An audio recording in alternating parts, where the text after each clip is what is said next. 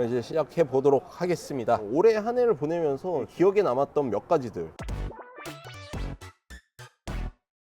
이렇게 굵직굵직한 거 몇 개 하나 가져와 봤는데요. 여러분들은 어떤 게 제일 많이 기억에 남으시는지 한번 보시고 투표 정도 해보시는 것도 괜찮을 것 같고, 댓글이나 이런 걸로 조금 참여해 주시는 것도 괜찮을 것 같아요. 이 한 해를 보내면서 기억될 만한 몇몇 가지들, 처음으로 생각나는 거는 요거였어요. 메모리 반도체 제일 많이 크게 폭락을 했죠. 이제 우리나라에서 가장 크게 돌아가고 있었던 삼성 메모리가 휘청휘청 했었고, 10월부터 해서 D램 반도체 가격이 전월 대비 20% 이상 폭락했다는 소식에 이어서 삼성 가격도 공장을 안 멈추고 강행해서 돌리겠다, 이 메모리 가격을 떨구면서 판매를 계속 그대로 이어갔었고요. 얻을 수 있었던 이익이 또 따로 있었죠. 2022년 10월 달에 89,840원, 1월 15일 날 기준으로 해서 62,000원에 샀는데 이게 지금 아쉽다라는 거예요. 가장 저렴하게 떨어졌었던 게 4,800 기준으로 41,290원까지, 현재 가격은 지금 뭐 한 54,000원 정도 되는데 다시는 이 4만원대 16기가 가격을 볼 수 없지 않을까. 이 작년까지만 해도 삼성 메모리가 짱이라고 이런 얘기들 되게 많이 했었죠. 올해 넘어오면서 보통 하이닉스 메모리를 이게 더 좋다라는 얘기들이, 이런 게 훨씬 더 많이 돌고 있습니다. 메모리 가격도 조금 많이 떨어지고 DDR4랑 DDR5랑 가격이 거의 완전 붙기 시작했잖아요. 삼성 메모리가 올해 초에 5600 제품이 나오면서 삼성 메모리 불량 이슈가 좀 대두화되기 시작했었던 것 같습니다. 사실 저희는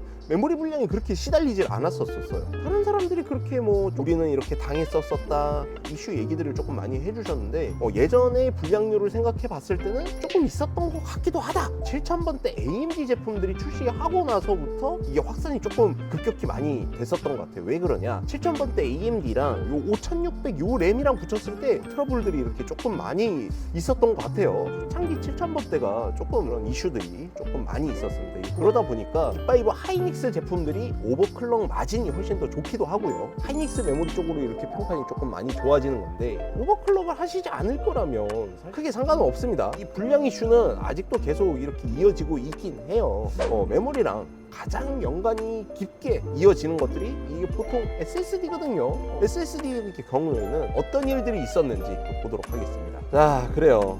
SSD 가격도 다시는 저 숫자를 못 볼 것 같아요. 좋은 가격대였어요. 개인적인 생각에선. 다들 하나쯤 올해 사셨을 거라 생각은 해요. 가성비가 가장 좋다라고 생각했던 PM921, 오늘 최저가가 97,000원이 떠 있네요. 1월 시작했을 때 999를 찍었다가 최저가를 한번 다시 찍어봤더니 69,970원. 지금 현재 가격이랑 따지고 보면 퍼센트로 따지면 30% 떨어진 거거든요. 작은 금액대는 아니에요. 좀 많이 사다 놓을 걸 넘어가도록 하겠습니다. 자, 2023년 1월에 출시한 13세대 논K 모델들이 이렇게 출시를 했었는데요. 원래 전에 있었던 i5 모델들이랑 조금 다르게 나왔어요. 45, 600 계속 클럭만 0.2클럭씩 상승을 요렇게 하거든요. 400번대만 사람들이 거의 가긴 갔어요. 그래서 이게 위쪽이 안 나가서 그랬었는지 13세대부터 바뀌기 시작했습니다.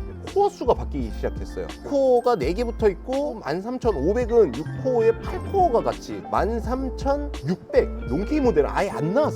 올해 1월에 요 논K 모델들이 나왔다. 가장 많이 판매된 제품이 13500. 자, 4000번대 그래픽 카드들이 나왔죠. 뭐 딱히 할 말은 없어요. 4000번대 나오면 조금만 거품 가격이 싹 걷어지면서 가격대 구매하기가 참 이렇게 좋겠다라고 이렇게 생각을 했었는데, 성능도 고만고만 돼 있고 거품 가격도 그대로 함께 같이 붙어가지고 이렇게 막 질질 나오고 막 이러다 보니까 출시했을 때 매우 기분이 그렇게 참 언짢았었어요. 쇼츠도 되게 좀 이렇게 잘 나오고 있는 그런 쇼츠가 있는데, 요거 4060 난 관심도 없었었고, 거꾸로 얘기해서 이게 뭐 축 눈치채고 있었어요. 제가 그 쇼츠에 보면 4060 Ti 사지 말고 3000번대 사라고 막 그러는데, 근데 현 시점에서 3000번대 못 사죠. 좀 있으면 거의 다 단종대에 간다고 얘기를 하고, 내년 1월에 4000번 슈퍼모델 라인들 또 3종 세트가 나온다고 합니다. 나와봐야지 또 우리가 또 성능을 또 보지 않겠습니까? 항상 뭐만 하면 욕먹는 황회장과 원칙적 관계라고 하는, 그저 빚이라고 얘기하는 그 AMD 소식 한번 보도록 하죠. 어떤 제품이 나왔냐, 7000번대 노넥스 모델들이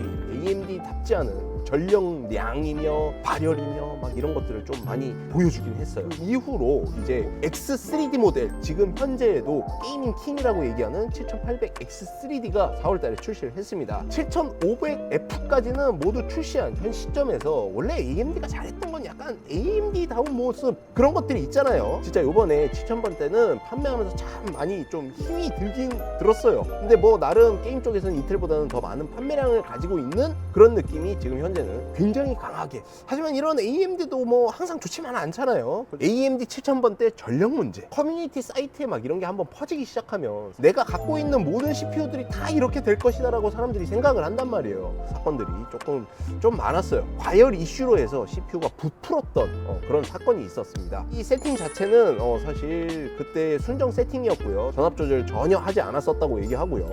국내에서도 피해자분들이 조금 있었다 하더라. 눈으로 직접 본 건 없습니다. 현재는 해당 문제의 바이오스 버전 업으로 이 상황들은 모두 다 이렇게 엔딩된 것으로 보이긴 보여요. 올 한 해 있었던 이슈들 간단하게 따지고 가봤습니다. 여러분들이 올해 가장 크게 생각나는 컴퓨터 이슈 어떤 것들이 있으신가요? 생각나신다면 댓글로 남겨주시고요. 저는 오늘 컴퓨터 읽어 중 고고신 컴퓨터의 고신영이었고요. 올 한 해 며칠 남지 않았지만 마무리 잘 하시고 내년에 좀 더 밝은 모습으로. 근데 내년만 얘기하면 나 무서워 죽겠어요. 나 이 18년 해야 돼? 멘트들도 생각나는 거 있으면 조금 함께 적어주세요. 네, 그럼 갈게요.